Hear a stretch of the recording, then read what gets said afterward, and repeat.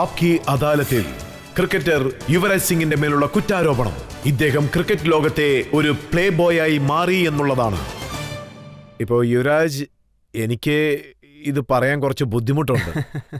അതായത് Shahrukh Khan IPL award കൊടുക്കുന്ന സമയത്ത് അദ്ദേഹം എന്താ പറഞ്ഞെന്ന് വെച്ചാൽ, യുവരാജ് സിംഗിന്റെ വലിയ ഫാൻസ് സ്ത്രീകളാണെന്ന്, അദ്ദേഹത്തിന്റെ ഇമേജ് കാസിനോ പോലെയാണെന്നും പറഞ്ഞു.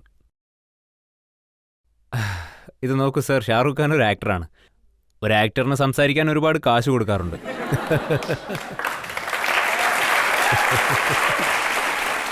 സോ എനിക്ക് തോന്നുന്നത് ഷാറൂഖ് ഖാൻ ആരോ പണം കൊടുത്ത് ഇങ്ങനെ പറയാൻ പറഞ്ഞതാണ്, അല്ലാതെ അത് സത്യമല്ല.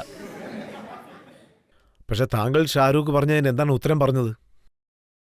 അത് പറയണമെങ്കിൽ എനിക്കും കാശ് കിട്ടണം. താങ്കൾ പറഞ്ഞത് ജനങ്ങളോടൊന്ന് പറയൂ. ഷാരൂഖ് ഖാൻ കരൺ ജോഹറിനൊപ്പം ഇരിക്കുന്നതുകൊണ്ടാണ് സ്ത്രീകളാരും വരാത്തതെന്ന്.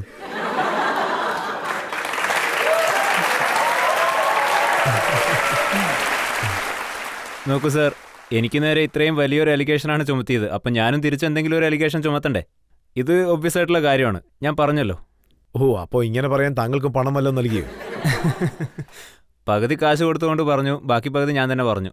പക്ഷേ ഇതിനെന്താണ് കാരണം? കുറച്ചുനാൾ കുറച്ച് സ്ത്രീകളോടൊപ്പം താങ്കളുടെ പേര് വരാറുണ്ടല്ലോ. അവർ മീഡിയയ്ക്ക് കാശ് കൊടുത്തിട്ടുണ്ടാവും.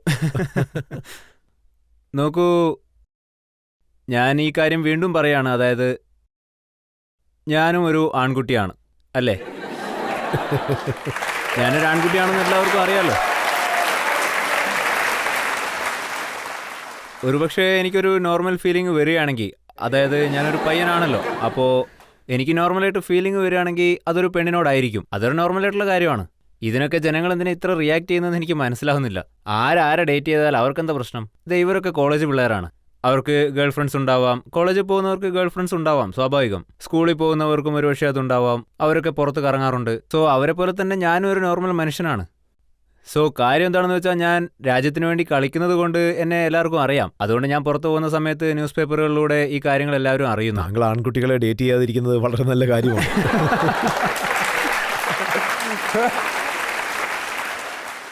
അതെ, ജീവിതത്തിൽ ഒരിക്കലും അങ്ങനെ ചെയ്യാൻ പാടില്ല എന്ന് ആഗ്രഹിക്കുന്നു. ഇതും വലിയൊരു കുറ്റാരോപണമാണ്. അതായത് വലിയൊരു ഫിലിം സ്റ്റാറിനൊപ്പമാണ് ഈ കുറ്റാരോപണം. പലപ്പോഴും നിങ്ങളുടെ പേര് വെച്ചാണ് പറയാറുള്ളത്. കാരണം സാധാരണ പെൺകുട്ടികളുടെ കൂടെയാണ് എൻ്റെ പേര് ചേർത്ത് പറയുന്നെങ്കിൽ ആ വാർത്തയ്ക്ക് അത്ര റീച്ച് കിട്ടില്ലല്ലോ. അതുകൊണ്ട് ഫിലിം സ്റ്റാറിൻ്റെ കൂടെ പറയുന്നു. ഓ, അപ്പോൾ ഫിലിം സ്റ്റാർ അല്ലാതെ നോർമലായിട്ടുള്ള പലരും ഉണ്ട് അല്ലേ? അല്ല, ഞാൻ അങ്ങനെ പറഞ്ഞതല്ല. അതിൻ്റെ റീസൺ എന്താണെന്ന് ഞാൻ പറയാം. ഇതാ നോക്കൂ, കിം ശർമ്മ, മിനിഷ ലാംബ, ദീപിക പദുകോൺ, റൈമ സെൻ,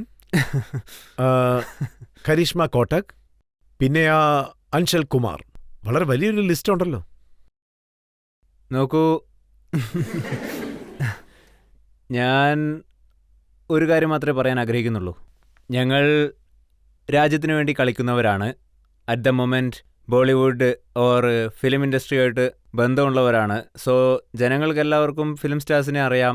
പിന്നെ നമ്മൾ ആരെങ്കിലുമൊക്കെ കണ്ടുമുട്ടിയാലും അത് പെട്ടെന്ന് തന്നെ പുറത്തറിയും. സോ ഇത് ജനങ്ങളൊരിക്കലും അറിയില്ല എന്നൊന്നും ഞാൻ പറയുന്നില്ല.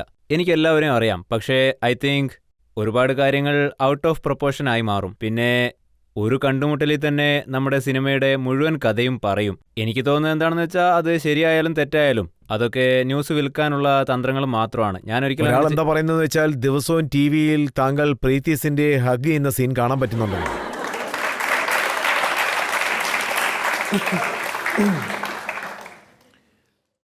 പ്രീതി സിൻഡ ഞങ്ങളുടെ പഞ്ചാബ് ടീമിൻ്റെ ഓണറാണ്, ഞങ്ങളുടെ ബോസും കൂടിയാണ്. സോ ഞങ്ങൾ നന്നായിട്ട് കളിക്കുമ്പോൾ അവർ തീർച്ചയായിട്ടും സന്തോഷിക്കും.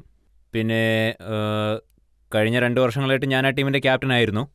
ഞങ്ങൾ എന്നൊക്കെ നന്നായിട്ട് കളിച്ചാലും അവർ ഞങ്ങളുടെ അടുത്ത് വന്ന് അപ്രിഷ്യേറ്റ് ചെയ്യും. അത് ഞങ്ങളുടെ കളിക്കാർക്ക് തീർച്ചയായിട്ടും. സ്റ്റേറ്റ്മെന്റ് എന്താണെന്ന് വെച്ചാൽ, ഞാൻ പ്രീതിസിന്റെ ഹഗ് ചെയ്യുന്ന സമയത്ത് എൻ്റെ എനർജി ലെവൽ വളരെയധികം കൂടുന്നു.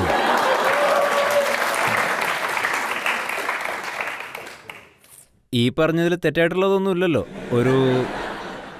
അതായത് ഒരു പെൺകുട്ടി നമ്മളെ വന്ന് കണ്ടുമുട്ടുകയാണെങ്കിൽ, അത് നല്ലൊരു മീറ്റിംഗ് ആണെങ്കിൽ തീർച്ചയായിട്ടും ആ മൊമെൻറ്റ് വളരെ നല്ലൊരു മൊമെൻ്റായി മാറും. അത് നമുക്കൊരു പോസിറ്റീവ് എനർജിയാണ്. ഇതിൽ തെറ്റായിട്ടുള്ള കാര്യമൊന്നുമില്ലല്ലോ. അതിനുശേഷം അവർ യുവരാജ് എൻ്റെ ബ്രദർ ആണെന്ന് പറയേണ്ടി വന്നു. നോക്കൂ, കാര്യങ്ങൾ ഇത്രയ്ക്ക് വലുതായതിനു ശേഷം ജനങ്ങളെ ഒരുപാട് കഥകളൊക്കെ പറയാൻ തുടങ്ങി. സോ അവർ തന്നെ രാഖിയും കെട്ടി.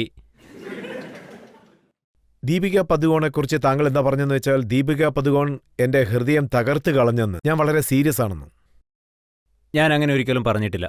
അല്ലല്ല, ഒരു ന്യൂസ് പേപ്പറിൽ ഇങ്ങനെയൊക്കെ ചില വന്നിരുന്നു. ന്യൂസ് പേപ്പറുകളിൽ അങ്ങനെയുള്ള സ്റ്റേറ്റ്മെന്റ് ഒക്കെ വരും, പക്ഷെ അത് ഞാൻ കൊടുത്തതല്ല. ദാറ്റ്സ് എ അങ്ങനെയാണോ? Wrong statement. മറ്റൊരു സ്റ്റേറ്റ്മെന്റും വന്നിരുന്നു, എനിക്ക് പ്രേമത്തിൽ മുഴുകിയിരിക്കാൻ വളരെ ഇഷ്ടമാണ്. ഇത് എന്റെ സ്റ്റേറ്റ്മെന്റ് അല്ല. ഇത് ഞാൻ കൊടുത്ത സ്റ്റേറ്റ്മെന്റ് അല്ല. പിന്നെ ഇക്കാര്യവും ഒരിക്കൽ സ്പ്രെഡ് ആയിരുന്നു, അതായത് ഒരു ഇറ്റാലിയൻ പെൺകുട്ടിയോടൊപ്പം തങ്ങൾക്ക് എന്തോ ബന്ധമുണ്ടെന്നുള്ള. ഇതും എന്റെ സ്റ്റേറ്റ്മെന്റ് അല്ല. നോക്കൂ, ഞാൻ ഈ കാര്യം വീണ്ടും പറയാണ്, ഇതൊക്കെ വെറും ഗോസിപ്പുകളാണ്, അല്ലാതെ ഇതിലൊന്നും ഒരു സത്യാവസ്ഥയും ഇല്ല. അപ്പൊ എത്രത്തോളം സത്യമുണ്ട്? 5%. അപ്പോൾ ഇതിലൊരു സത്യം കാണില്ലേ? രാഖി സവന്ത് എങ്ങനെ സ്വയംവരം നടത്തിയോ അതുപോലെ താങ്കളുടെ സ്വയംവരവും നടക്കാൻ സാധ്യതയുണ്ട്. അല്ല, അത് ഞാൻ ശരിക്കും സ്വയംവരം ചെയ്യാനിരുന്നതായിരുന്നു, പക്ഷേ ഇനി അത് പറ്റുമെന്ന് എനിക്കറിയില്ല. പക്ഷേ പേരുകൾ നോക്കുകയാണെങ്കിൽ ആദ്യം ധോണിയുടെ പേരാണ് വന്നത്, പക്ഷേ അദ്ദേഹത്തിന് വിവാഹം അതെ, അദ്ദേഹം നടന്നു. വിവാഹിതനാണ്. ഇപ്പോ മോസ്റ്റ് എലിജിബിൾ ബാച്ചിലർ ആരാണെന്ന് വെച്ചാൽ താങ്കളാണ്. അതെ, പക്ഷേ എനിക്ക് ആ ഷോ ചെയ്യാൻ പറ്റുമോ എന്നുള്ള കാര്യം എനിക്കറിയില്ല. ഐ തിങ്ക് ഒരാളെ പെട്ടെന്ന് കണ്ട് കല്യാണം കഴിക്കുക എന്നൊക്കെ പറഞ്ഞാൽ അതെനിക്കൊരിക്കലും കഴിയില്ല. നമ്മുടെ ജീവിത പങ്കാളിയാകാൻ പോകുന്ന ഒരാൾ, നമ്മുടെ കൂടെ ജീവിതകാലം മുഴുവനും ജീവിക്കേണ്ട ഒരാൾ, അങ്ങനെ ഒരാളെ നമ്മൾ കണ്ടുമുട്ടി കുറേ ടൈം സ്പെൻഡ് ചെയ്യണം. അങ്ങനെ സ്പെൻഡ് ചെയ്തതിന് ശേഷം നമ്മൾ അതിനെപ്പറ്റി ആലോചിക്കണം. അതായത് ഇയാളുടെ കൂടെ നമുക്ക് ജീവിക്കാൻ പറ്റുമോ, അവർക്ക് നമ്മുടെ കൂടെ പറ്റുമോ, നമുക്ക് ഒരുമിച്ച് സന്തോഷമായിട്ട് ജീവിക്കാൻ പറ്റുമോ. സോ എന്നെ സംബന്ധിച്ചിടത്തോളം ജീവിതത്തിൽ ഇതൊരു വലിയ സ്റ്റെപ്പാണ്. അങ്ങനെയാണെങ്കിൽ താങ്കളുടെ സ്റ്റൈൽ എന്താണെന്ന് പറയൂ. എൻ്റെ സ്റ്റൈൽ എന്ന് പറഞ്ഞാൽ ഇത്ര മാത്രമേ ഉള്ളൂ. എന്താണെന്ന് വെച്ചാൽ അൺഫോർച്ചുനേറ്റ്ലി ഇതുവരെ അങ്ങനെയൊന്നും സംഭവിച്ചിട്ടില്ല. ജീവിതകാലം മുഴുവനും ഒന്നിച്ച് ജീവിക്കാനുള്ള പാർട്ട്ണറെ എനിക്ക് ഇതുവരെ കിട്ടിയിട്ടില്ല. ഒരുപാട് കുറവുകൾ എനിക്കും ഉണ്ടാവാം, അവർക്ക് മാത്രമേ ഉള്ളൂ എന്നൊന്നും ഞാൻ പറയുന്നില്ല. എന്നെങ്കിലും ഒരു നാൾ എനിക്കൊരു പെണ്ണിൻ്റെ കൂടെ ജീവിക്കണമെന്ന് തോന്നുകയാണെങ്കിൽ അന്ന് ഞാൻ ഉറപ്പായിട്ടും ആ കുട്ടിയെ കല്യാണം കഴിക്കും. പക്ഷേ ഇക്കാര്യം സത്യമല്ലേ, താങ്കൾ വളരെ പെട്ടെന്ന് തന്നെ ഇമോഷണലി അപ്സെറ്റ് ആകുന്ന ആളാണ്. ഞാൻ ഇമോഷണൽ ആയിട്ടുള്ള ഒരാളാണ്, പക്ഷേ ഞാൻ ഒരിക്കലും അത് പുറത്ത് കാണിക്കുന്ന ഒരാളല്ല. സോ എനിക്ക് എല്ലാ കാര്യങ്ങളിലും ജീവിതത്തിൽ വലിയ ലെസണുകൾ കിട്ടിയിട്ടുണ്ട്. സോ ഇപ്പോൾ ഇമോഷനുകൾ ഞാൻ എൻ്റെ കൺട്രോളിൽ വെക്കാറുണ്ട്. ഞാൻ മറ്റൊരു കാര്യം കൂടി അറിഞ്ഞിരുന്നു, അതായത് താങ്കൾ എപ്പോഴൊക്കെ ഇമോഷണലി അപ്സെറ്റ് ആവുന്നോ അപ്പോഴെല്ലാം താങ്കളുടെ അമ്മ താങ്കളോടൊപ്പം ടൂർ വരാറുണ്ടെന്നും. അല്ല, ഒരിക്കലും അങ്ങനെയൊരു കാരണത്തിന് വേണ്ടി എൻ്റെ അമ്മ ഒരിക്കലും വരില്ല. എൻ്റെ അമ്മ എന്നോട് ഇടയ്ക്കിടെ പറയാറുണ്ട്, ഞാൻ കുട്ടിക്കാലത്ത് അമ്മയോട് പറയാറുണ്ടായിരുന്നു അത്രേ, ഞാനൊരിക്കൽ ഇന്ത്യയുടെ ക്യാപ്റ്റൻ ആവുകയാണെങ്കിൽ നിങ്ങൾ എല്ലാ സ്ഥലങ്ങളും കാണിക്കുമെന്ന്. സോ ആ ഒരു കാര്യം എനിക്ക് വളരെ നന്നായിട്ട് ഇമോഷണലായിട്ട് ടച്ച് ചെയ്യുന്ന ഒന്നാണ്. എൻ്റെ അമ്മയ്ക്ക് ക്രിക്കറ്റ് കാണാൻ ഭയങ്കര ഇഷ്ടമാണ്. എൻ്റെ അച്ഛനും ഇന്ത്യക്ക് വേണ്ടി ക്രിക്കറ്റ് കളിച്ചിട്ടുണ്ട്. പിന്നെ ഞാൻ എവിടെയൊക്കെ ക്രിക്കറ്റ് കളിച്ചാലും, ഇംഗ്ലണ്ട് ആയാലും ഓസ്ട്രേലിയ ആയാലും വെസ്റ്റ് ഇൻഡീസ് ആയാലും സൗത്ത് ആഫ്രിക്ക ആയാലും അവിടെയൊക്കെ അവർ വന്ന് കാണും. അപ്പോൾ താങ്കൾ ഒരു ക്യാപ്റ്റനായി അവരെ എല്ലായിടത്തും കൂട്ടിക്കൊണ്ടു പോകുന്ന ഒരു നാൾ എന്ന് വരും? നോക്കൂ, ഇതൊന്നും നമ്മുടെ കൺട്രോളിലുള്ള കാര്യങ്ങളല്ല. എല്ലാവർക്കും ഇങ്ങനെ ഓരോ ആഗ്രഹങ്ങളൊക്കെ കാണും, അതായത് സ്വന്തം രാജ്യത്തെ നയിക്കുക എന്നൊക്കെ. സാർ നമസ്കാരം. നമസ്കാരം, പറയൂ സാറേ, ഈ ചോദ്യം എന്താന്ന് വെച്ചാൽ ഇത് എൻ്റെ മാത്രമല്ല ഇവിടെയുള്ള എല്ലാ ജനങ്ങളുടെയും ചോദ്യമാണ്. അത് ഫിലിം സ്റ്റാർസിന്റെ കൂടെ മാത്രം എന്താ ഈ ക്രിക്കറ്റേഴ്സ് അഫയർ വെച്ചേ? ഫിലിം സ്റ്റാർസിന്റെ കൂടെ ഫിലിം സ്റ്റാറിന്റെ കൂടെ എന്തിനാ അഫയർ വെച്ചിരിക്കുന്നത്?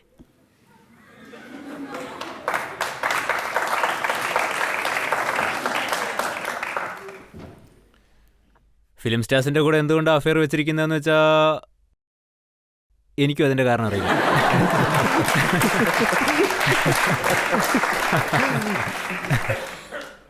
ഒരുപക്ഷെ ഇത് ഇങ്ങനെയായിരിക്കുമോ, ഫിലിം സ്റ്റാർസ് ആണ് താങ്കളെ പോലുള്ള ആൾക്കാരോട് അഫയർ? അത് സത്യമായിരിക്കാം, അത് ഞാൻ അംഗീകരിക്കുന്നു. ഇല്ല, അതൊക്കെ വെറുതെ പറയുന്നതാണ്, ഞങ്ങൾ അവരുടെ കൂടെ അഫയർ വെക്കാൻ ആഗ്രഹിക്കുന്നു എന്നൊക്കെ. ഈ ബോളിവുഡും ക്രിക്കറ്റും IPL ശേഷം എത്രമാത്രം ഒന്നിച്ചു എന്ന് ചോദിച്ചാൽ എല്ലാ മാച്ചുകൾക്ക് ശേഷം അവർ ഒത്തുകൂടാറുണ്ട്. പിന്നെ അതൊന്നും നമ്മൾ വിചാരിക്കുന്ന രീതിയിലുള്ള വേറൊരു ഒത്തുകൂടലൊന്നും അല്ല. പക്ഷേ ഇടയ്ക്കിടയ്ക്ക് TV കാണിക്കുന്നത് യുവരാജ് എപ്പോഴൊക്കെ നന്നായിട്ട് കളിക്കുന്നു അപ്പോഴൊക്കെ ദീപിക പടുകോണെ കാണും. എൻ്റെ ശ്രദ്ധ എപ്പോഴും കളിയിൽ മാത്രമായിരിക്കും, മറ്റുള്ളവരെ ഞാൻ ഒരിക്കലും ശ്രദ്ധിക്കാറില്ല. അടുത്ത ചോദ്യം എന്താണെന്ന് ചോദിക്കൂ സർ. ഈ കാലഘട്ടത്തിലെ ക്രിക്കറ്റിൽ ധാരാളം പണമുണ്ട്, ഗ്ലാമറുണ്ട്, ഇതിൽ പല രീതിയിലുള്ള അട്രാക്ഷൻസ് ഉണ്ട്.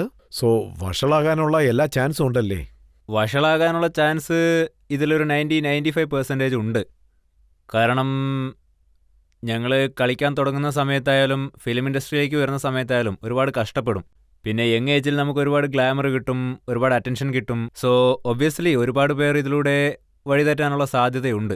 സോ ഒരു ലോകത്ത് നിന്ന് മറ്റൊരു ലോകത്തേക്ക് പോകുമ്പോൾ നമുക്ക് ആ ലോകം ഒരു സ്വർഗം പോലെ തോന്നാം. പിന്നെ ഞാൻ തുടങ്ങിയിരുന്ന സമയത്ത്, അതായത് എൻ്റെ ഫസ്റ്റ് മാച്ചിൽ ഞാൻ വളരെ നന്നായിട്ട് തന്നെ പെർഫോം ചെയ്തിരുന്നു. എനിക്കതൊരു പുത്തൻ ഉണർവായിരുന്നു. പിന്നെ ഞാൻ ഒരുപാട് തെറ്റുകൾ ചെയ്തു, അതിൽ നിന്നൊക്കെ പഠിച്ച് ഞാൻ തിരുത്തി. നമ്മളെല്ലാവരും കണ്ടതാണ് പാകിസ്ഥാനിലെ യങ് പ്ലേയേഴ്സ്, അതായത് ഒരു 10-18 വയസ്സ് കാണും. അവര് മാച്ച് ഫിക്സിങ്ങിൽ പണം വാങ്ങുന്ന സമയത്ത് പിടിക്കപ്പെട്ടു. സാർ, ഇപ്പോൾ അതിനെപ്പറ്റി സംസാരിക്കുകയാണെങ്കിൽ അത് വളരെ നാണക്കേടുള്ളൊരു കാര്യമാണ്.